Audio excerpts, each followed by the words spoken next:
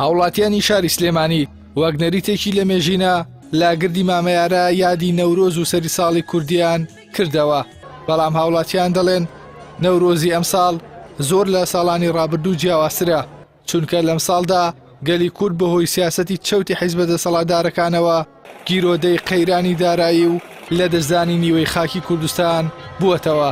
خاصە ئێستا کەرکووک وا لەدەسەدرێت، کەرکووک وەکو جاران نەماوە، ئێستا لە کەرکوو هاتوونە بۆ سلێمانی بۆ ئاهەنگ و بۆ حەفلە بۆ خۆشی، لە کەرکووک ناتوانین ئەو ئازادیە دەبڕین. ئەمە هەمووی دەستکردە هەر پیرەمێردی نەمەڵەڵێ لە ئاه و نزای مەزڵوم بترسە، چەند ماڵی ڕمان بڕۆ بپرسە، خوا ماڵیان ئەڕمێنێ ئەوانە. وەڵا پێشەکەی پیرۆزبایی لە هەموو گەلی کوردەکەم، پیرۆزبایی لە پێشمەرگە قارەمانەکانەکەم، ئیتر فەرقی هەیە وەڵای لەبەر قەیران و لەبەر زڕوفی کورد و ئیتر ئاوە.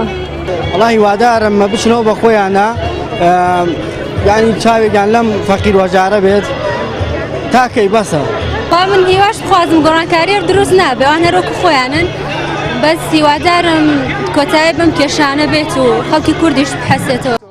هاوڵاتیانی سلێمانی لەگەڵەوەی بەشداری یادەکان دەکەن هاوکات لە ماتەمینیدان بۆ کوژرانی هەزاران هاوڵاتی کوردی سڤیل و داگیرکردنی عەفرین لە ڕۆژئاوای کوردستان.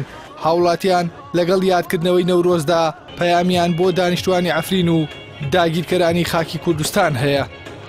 اینجا ئەم نەورۆزە پێم وا بێ بۆ جاشەکانی حەفرین بۆ ئەوان زیاتر نەورۆزە، بۆ ئێمە دڵگەرانەیەکی زۆرە کە حەفرینمان وای بەسەر هاتووە، ئێمە داوای لێبوردن لەوان دەکەین و داواکەین لەخوای گەورە سەرکەوتویان کە. شێر و پڵنگ ئەڵێ کوا ئادەمی زا دەتوانێ وەک ئێمە هەڵمەت بەرێ، تەنیایە پەژە ئەتوانێ ئابڕووی داعش و ئەردۆغان بەرێ. ما دەخواست بێ نەوروزۆ یعنی سەرمە سەر خەلکی عەفرینێڕم بێ، بەس یعنی للأسف سەر خەلکی عەفرینێڕۆ بیر و جوکرەش عەفرینیش وەلێ هات باشە، ئەم هەموو خەلکە دەمرێ، ئەم هەموو مناڵە دەمرێ، ئەم هەموو ژنە، ئەمە هەموو سەفیدە، خەتەی ئەم مناڵانە چییە؟ ئەگەرچی نەورۆز هێمای ژیانەوە و ڕزگاریە لە زوڵمی زۆردار، بەڵام بە درێژایی مێژوو کورد بووەتە قوربانی زلهێز و زۆردارەکان. ئەوەی هاوڵاتیانی زیاتر نیگەران کردووە ئەوەیە ئەمجارە لەلایەن حیزب و حکوومەتی کوردیەوە زوڵم و زۆریان بەسەردا دەسەپێنرێت و دەڵێن ئەمجارە لەلایەن دەسەڵاتی کوردیەوە بازرگانی بە خاک و چارەنووسیانەوە دەکرێت و حکوومەتی سیاسەتی برسیکردنی خەڵکی گرتووەتە بەر.